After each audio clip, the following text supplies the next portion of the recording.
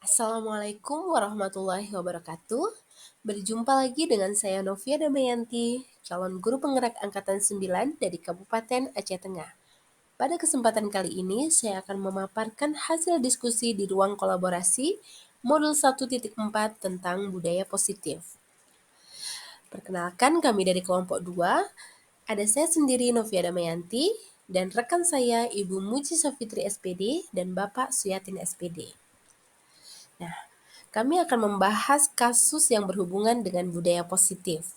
Kasus 1, ini tentang kasus Bu Eni dan juga Ibu Santi.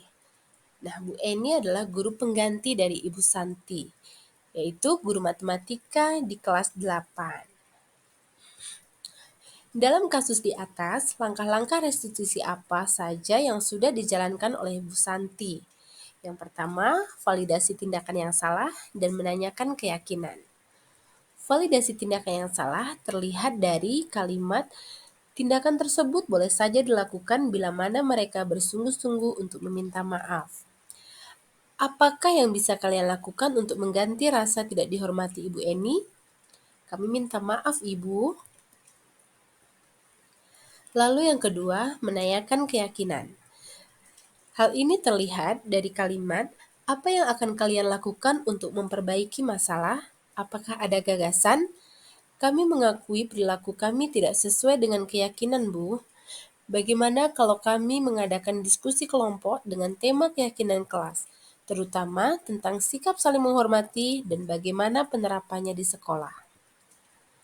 Mengirim email ke Ibu Eni tentang diskusi kelompok dan juga menyampaikan ke Ibu Eni bahwa telah memberitahu kepala sekolah, Pak Hasan, bila lain waktu jika ada guru yang tidak hadir, maka kami akan mengusulkan Ibu Eni sebagai guru pengganti.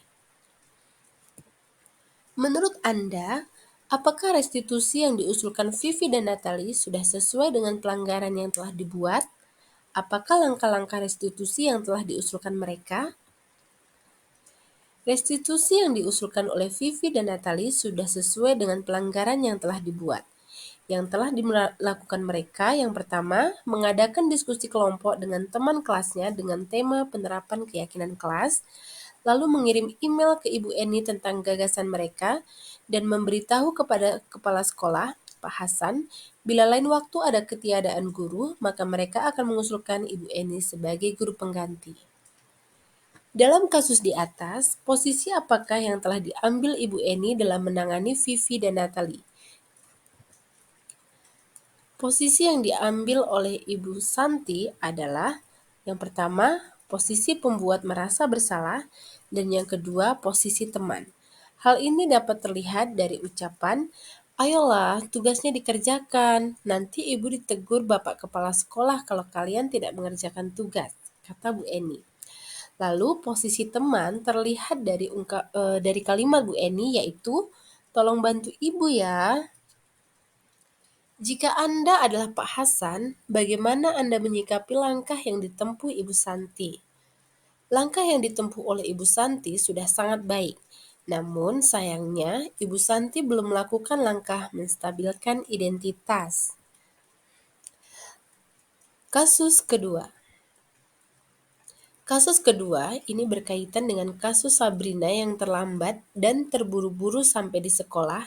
Bahkan Sabrina menggunakan sepatu yang warnanya tidak sesuai dengan peraturan sekolah. Dalam kasus di atas, sikap posisi apakah yang telah diambil oleh Pak Lukman? Nah, posisi yang diambil oleh Pak Lukman yaitu posisi penghukum. Hal ini terlihat dari kalimat, ya sudah, kamu sudah melanggar peraturan sekolah. Kamu salah, sudah terlambat. Salah pula warna sepatunya. Segera buka sepatumu kalau tidak bisa mengenakan warna sepatu yang sesuai. Nah, indikatornya yang pertama, menggunakan hukuman verbal, nada suara tinggi, dan menghardik. Bila Bapak Lukman mengambil posisi seorang manajer, apa yang akan dikatakannya? Pertanyaan-pertanyaan seperti apakah yang akan diajukan ke Sabrina? Nah, jika Pak Lukman memposisikan dirinya sebagai manajer, maka Pak Lukman akan melakukan restitusi. Nah, langkah yang pertama yaitu menstabilkan identitas. Pertanyaan yang dapat diajukan, "Nak, kenapa terlambat hari ini?" Atau, "Mengapa tidak memakai sepatu sesuai aturan sekolah kita?" Nah, lalu langkah yang kedua, validasi tindakan yang salah. Pertanyaan yang dapat diajukan, "Nak, kamu tentu punya alasan mengapa hari ini tidak menggunakan sepatu warna hitam." Lalu, "Sabrina, sepertinya hari ini terburu-buru ya, agar tidak terlambat datang ke sekolah." Dan langkah yang ketiga, menanyakan keyakinan. Pertanyaan yang dapat diajukan, yang pertama, "Nak, kamu tahu keyakinan sekolah yang sudah ada dan kita sepakati?" Lalu yang kedua, "Menurut kamu, keyakinan sekolah apa yang telah kamu langgar?" Yang ketiga, "Apakah kamu bersedia untuk memperbaiki kesalahan ini?" Dan yang keempat, "Apa yang akan kamu lakukan agar kamu tidak terlambat lagi?" Kira-kira bila Anda adalah kepala sekolah di sekolah tersebut, nilai kebajikan apa yang ingin dituju oleh peraturan harus berwarna hitam? Yang pertama, disiplin, tanggung jawab, kesetaraan, dan kesederhanaan. Kira-kira bila Anda adalah kepala sekolah di sekolah tersebut, bagaimana Anda menyikapi langkah yang diambil Pak Lukman mengenai kasus tersebut? Yang pertama, saya akan menggali informasi permasalahan apa yang sudah terjadi. Setelah itu, mengarahkan dan memberikan solusi untuk bertindak sebagai posisi manajer dalam menyelesaikan permasalahan siswa dengan menggunakan metode restitusi. Kasus ketiga. Kasus ketiga ini berkaitan dengan kasus Ibu Dani, yaitu guru bahasa Inggris, dan juga Fajar sebagai seorang murid. Posisi kontrol apa yang diambil oleh Ibu Dani dalam pendekatannya kepada Fajar?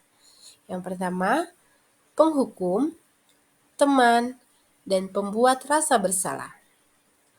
Membaca sikap Fajar, kira-kira kebutuhan apa yang diperlukan oleh Fajar? Kebutuhan yang dibutuhkan oleh Fajar yaitu kebebasan dan kesukaan terhadap mapel tertentu. Bila mana Ibu Dani mengambil posisi pemantau, apa yang akan dilakukan atau dikatakan olehnya? Pertanyaan-pertanyaan seperti apa yang akan diajukan? Yang pertama, Fajar, tahukah konsekuensi yang harus dilakukan apabila tidak memperhatikan saat pembelajaran? Atau, Fajar, kamu tahu kan peraturan yang ada di kelas apa saja? Apabila Anda adalah kepala sekolah di sekolah Fajar dan mengetahui hal ini, bagaimana tindak lanjut Anda? Melakukan komunikasi individu dengan Ibu Dani dan Fajar secara terpisah untuk mendapatkan informasi tentang masalah yang terjadi.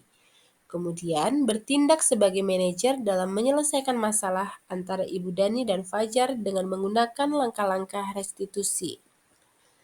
Kasus keempat. Posisi kontrol apa yang telah dipraktikkan oleh Kepala Sekolah Ibu Suti? Hal apa saja yang dilakukannya sehingga Anda berkesimpulan demikian? Kasus keempat ini berhubungan dengan Anto dan Dino yang bermain di lapangan basket dan tiba-tiba terlibat dalam sebuah pertengkaran. Nah, posisi yang diambil adalah posisi manajer. Karena Ibu Suti menggunakan langkah-langkah restitusi dalam menyelesaikan masalah antara Dino dan Anto. Dalam kasus tersebut, bagaimana Dino dikuatkan? Bagaimana Anto dikuatkan oleh Ibu Suti?